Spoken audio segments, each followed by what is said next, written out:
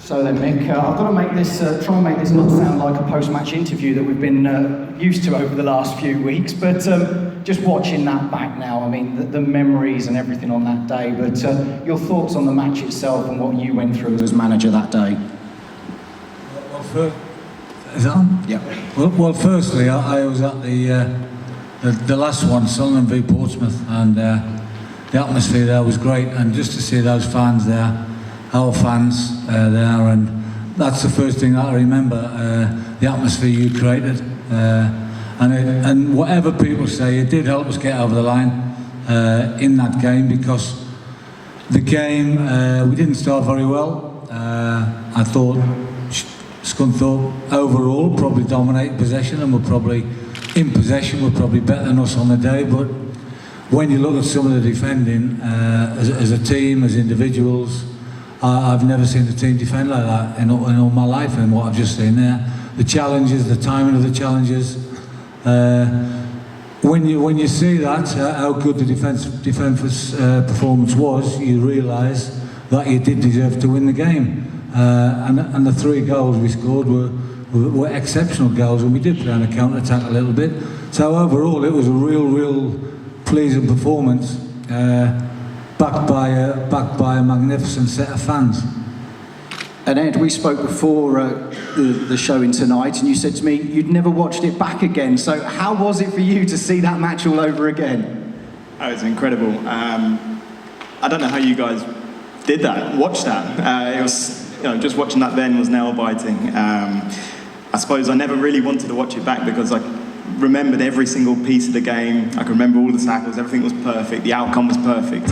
So for me, I didn't need to relive by watching it, but watching that back just then was, pretty special.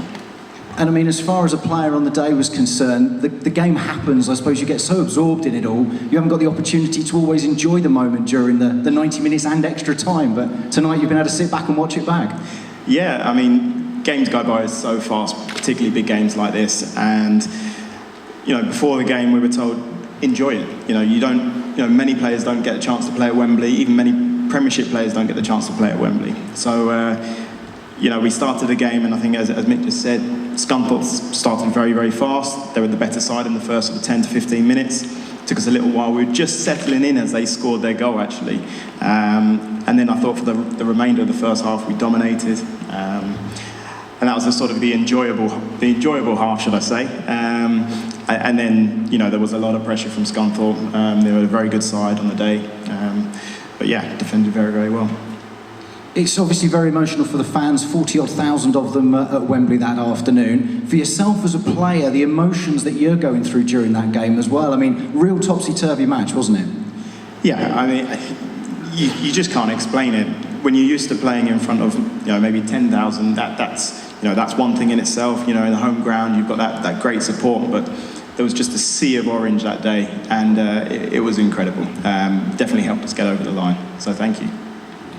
And Mick, just looking at the team's spirit through that match and also throughout the whole season, a real difficult season. We don't need to discuss that at great length, but the spirit within that dressing room to come from behind against a high-level opposition and then to go on and win it in extra time. Yeah, absolutely. You need that within the team structure. And it was shown there by the challenges, by the way they got about, by the way they went around the pitch. And it seemed to me as the game went, I was nervous watching the game, and we all knew what the score was. So it was, and I had £50 on Tommy Craddock to score the second goal. But no, it was spirit is a massive part of a football team. The camaraderie, it gets you through things, it pulls people together. You see the likes of Nico and Keith Keenan and George Pilkington, who were basically the senior players there, pulling people through together. And Ed, I'd just like to mention Ed. I thought he was absolutely magnificent on the day. When I watch him, you don't realise how well he played. I mean, we're getting him in tomorrow, offer him a new deal tomorrow. Yeah, he's getting a 3-year deal tomorrow. So no, and the reason why Ed played is because he's a top defender. He's quick. He's light, and we took a bit of a risk, but we knew Hooper had the pace over the top, and Ed was there to match him, and thankfully it worked for us. So So overall, within that team, there was some massive individual defensive performances, and when we had to break out and counter, I thought we looked very good on the counter, and as I said, the 3 of the goals were brilliant goals. And how do you lift the team going into extra time? Because obviously Scunthorpe's equaliser coming right at the end of 90 minutes. The players were down, but the spirit was still there. Did they need much lifting? Did you have to do much in that break? Not really. That's what your senior players are there for. You obviously have a rally call and get them going, but you're in a cup final, coming into extra time, you really think, do they really need it, But they were a brilliant group, even in all the circumstances. Throughout the season and what was ongoing, they were a brilliant group, and they had a leader there, Nico was the leader, and Ed will tell you he'd get anyone up for anything, Nico would.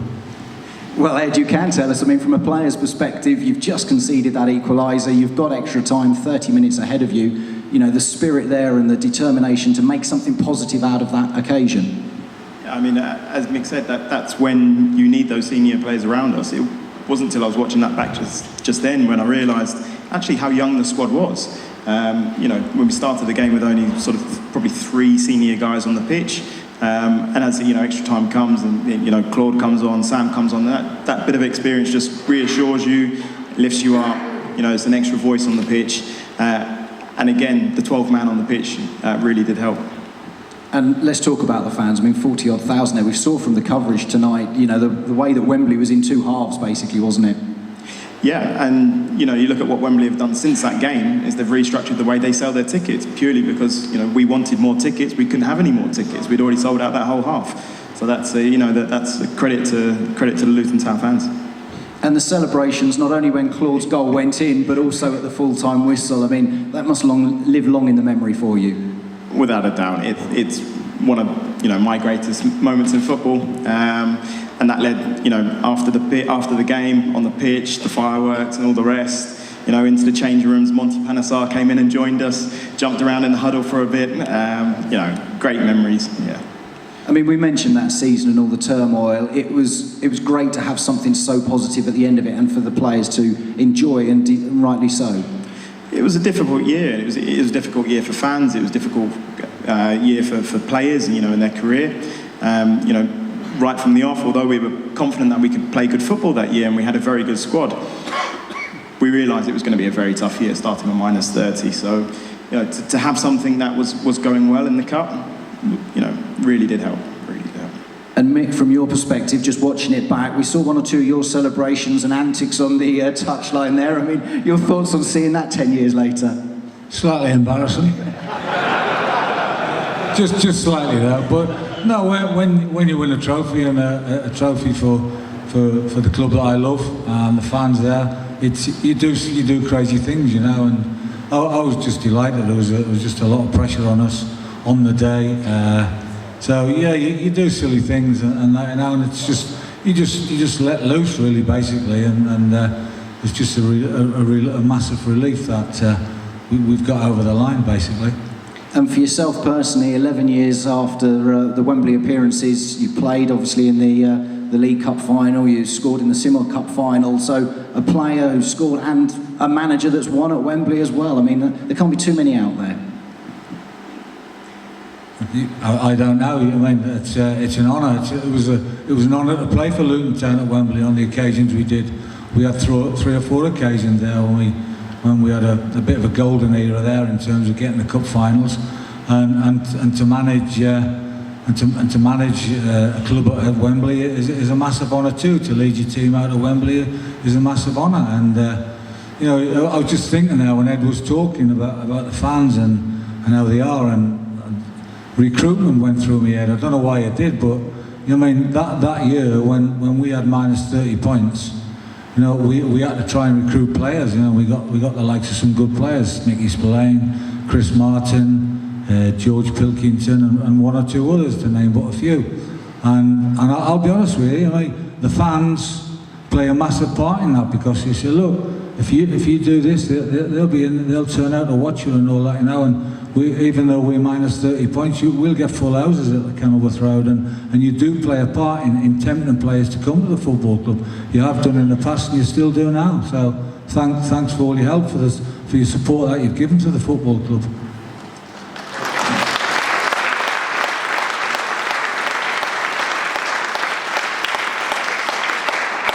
And Ed, because Mick won't ever take any credit for the work that he's done at Luton Town, I'll let you just say a few words to have Mick as your manager during that season and everything that you went through.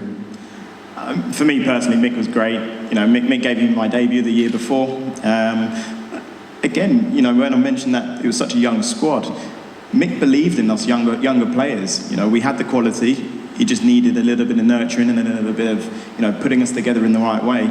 And that's credit to a manager, because at a big club like Luton, where we were in the position that we were, there were lots of players that wanted to play for us. You know, there's lots of players have said over the years, you know, they'd really want to come and play in front of Kenilworth Road. You know, it's just it's a credit to Mick, you know, putting that team together and pushing us forward. And as you said, one of the highlights of your career was to play at Wembley and to be featured in that team that won the Johnston's Paint Trophy. The celebrations afterwards, anything you can tell us about those? They lasted probably for about 2 days, which was good. It was great. You know, the boys were on cloud nine. Just phenomenal scenes. You know, we came back to Luton, came and had a few drinks as you would, and just, you know, saw her in the next couple of days. And to be fair, it lives on. It lives on for me. You know, I look back all the time. I've got the shirt up in the kitchen. Yeah, fantastic memories. And now you've watched the match back as well? I have indeed. Ladies and gentlemen, I think a round of applause for Mick Harford and Ed Asafu-Adjaye. Thank you very much. Thank you.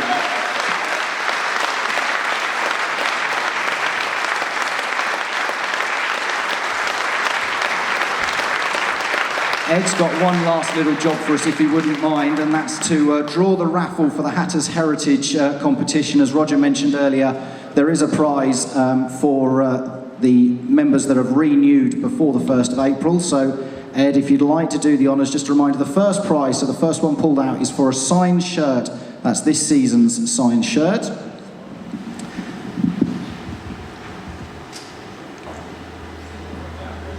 Roger's going to check the list off the number.